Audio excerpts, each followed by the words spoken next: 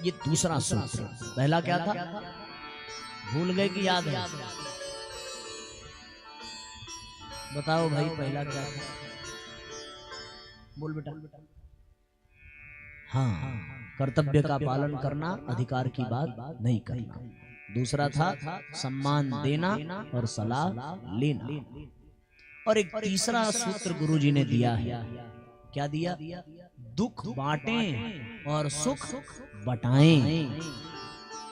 उल्टा हो गया, सोचो जरा। दुख बांटें कि सुख बांटें? हैं? सुख बांटें और दुख बटाएं। परिवार में कोई दुखी मिल जाए तो हम उसमें और आग लगाने के लिए तैयार हो जाते हैं। नहीं, पक्का। सुख को बांटिए। कोई जीवन में सुख आ जाए तो उसको बांटिए और लोगों के दुखों को बटाइए, उसमें खड़े रहिए। ये तीसरा सूत्र। कौशल्या के जीवन में दुख आया तो सुमित्रा ने कौशल्या को संभाला कि तुम्हारे पुत्र अकेले वन में नहीं जा रहे हैं दीदी, मैं अपने बेटे को भी भेज रही हूँ राम की सेवा के लिए, तो चिंता मत करना। दुख बटाया।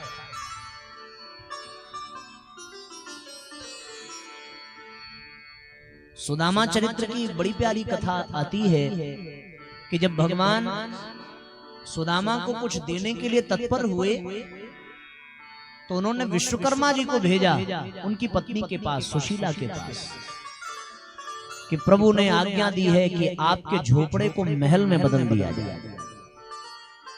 सुशीला ने कहा कि मैं प्रभु का ये उपहार स्वीकार नहीं कर सकती, क्योंकि आसपास जितनी झोपड़ियां हैं प्रतिदिन उन्हीं से भिक्षा मांगकर हमने अपने बच्चों का लालन पालन किया है।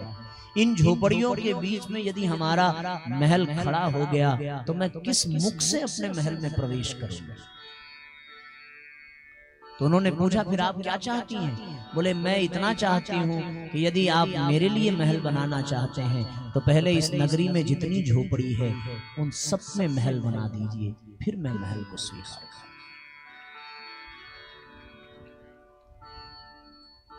तो सुख बांटो, छोटी छोटी खुशियां बांटो, लेकिन जीवन में दुख आ जाए तो भगवान के तरीके से खड़े हो जाओ।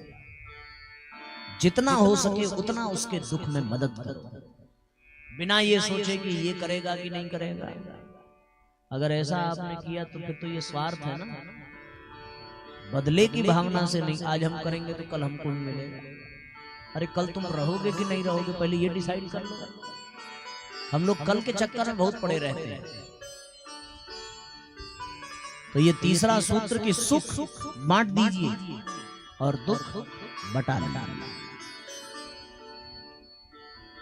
3 सूत्र हो गया। और चौथा सूत्र, चौथा और अंतिम सूत्र साथियों, उसके बाद हम लोग दीपयज्ञ की ओर बढ़ेंगे।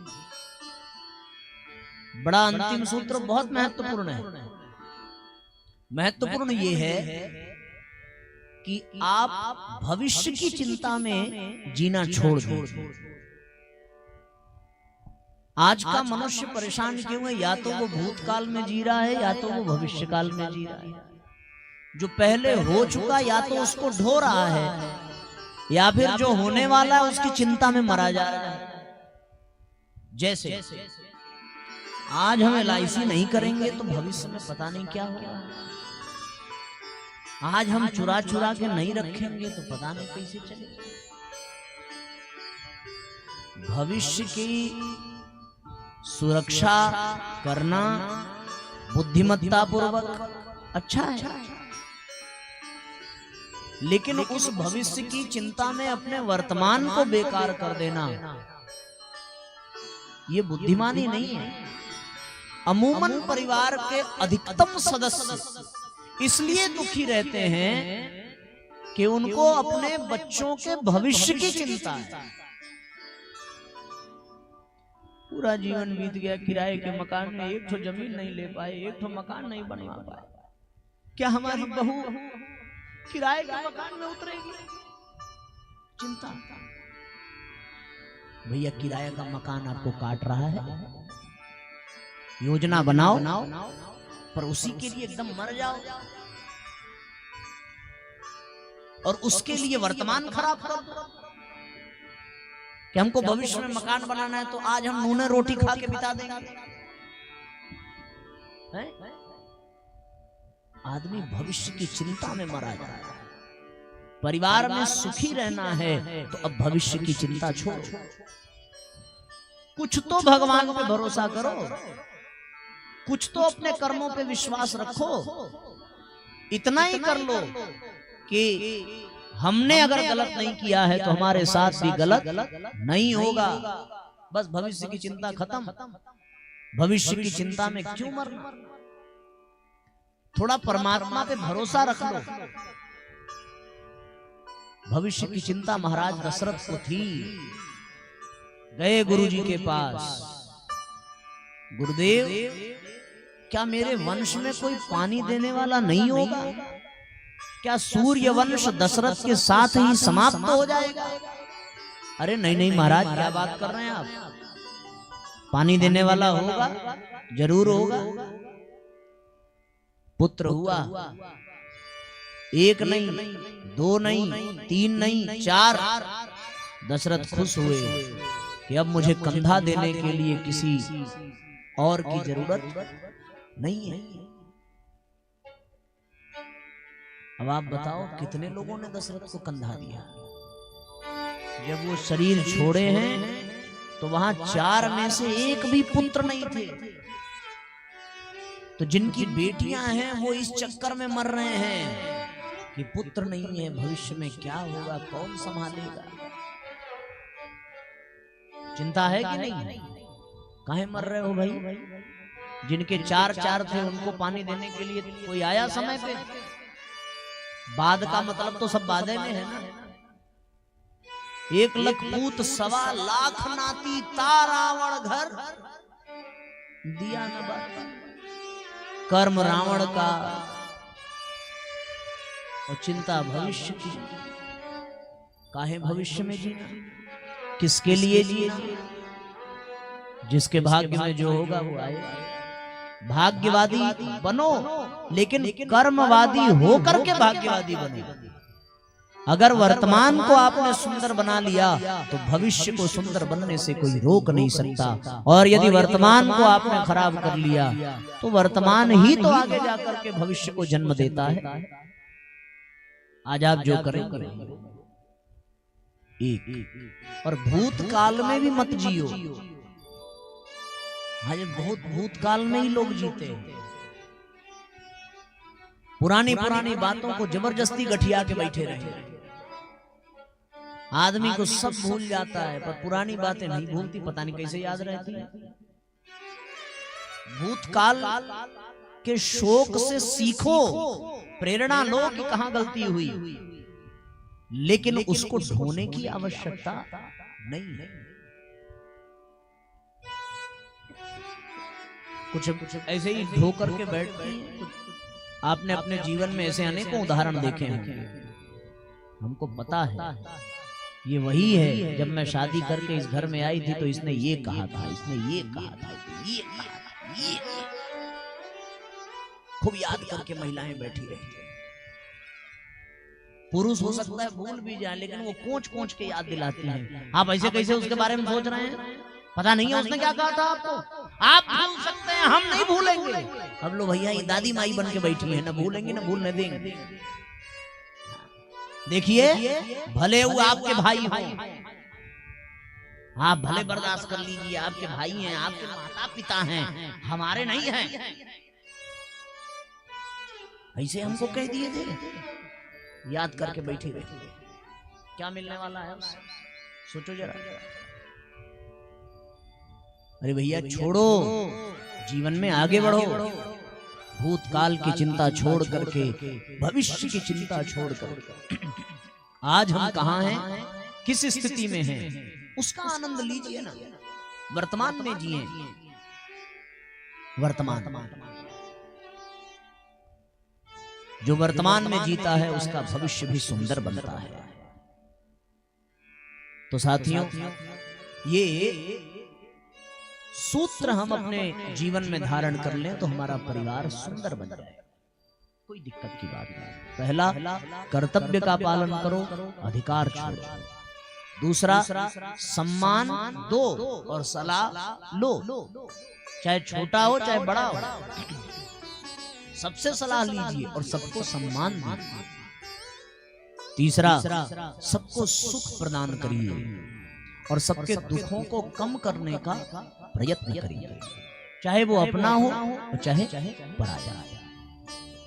जब हम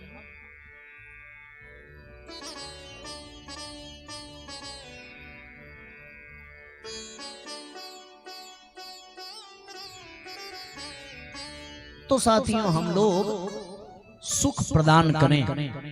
आप तो बस ये समझो कि हमको 24 घंटे में किसी न किसी को सुख देना है और किसी न किसी के दुख को कम करना है। आप बस ये समझो।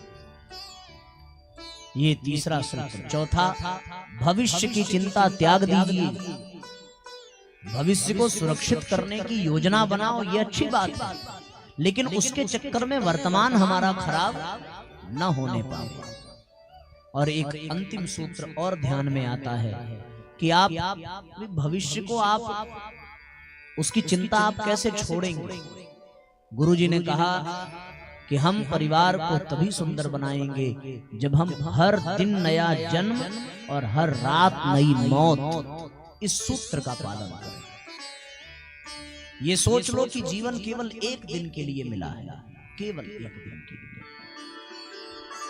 सवेरे जगे तो नया जीवन और रात को सोए तो समझो जीवन खत्म। सवेरे उठोगे कि नहीं उठोगे इसकी कोई गारंटी नहीं है। इसलिए उस एक दिन को इस प्रकार जी लें कि वो आपका अंतिम दिन है। कल का दिन देखेंगे कि नहीं देखेंगे, कल का सूर्योदय देखेंगे कि नहीं देखेंगे, इसकी कोई गारंटी ले नहीं सकता। अपने दिन को केवल जीवन को एक दिन का मानिए, सवेरे से लेकर के शाम तक। सवेरे सो करके उठिए, और जब आप ये मानेंगे कि हमको केवल रात तक ही जीना है, तो बताओ आप कोई सामान चुराएंगे किसी का? क्योंकि दिमाग में तो यही रहेगा कि चुरा के भले रखने, रात में तो चल देंगे। किसी से झगड़ा कर पाओगे? कैसे झगड़ा करेंगे भाई? लोग कहते हैं झगड़ा में हम तुमको देख लेंगे। अरे कब देख लोगे? टाइम बताओ, कब देख लेंगे? अगर तुम बता दो कि हाँ कब देख लेंगे तो भाई बहुत खुशी की बात है।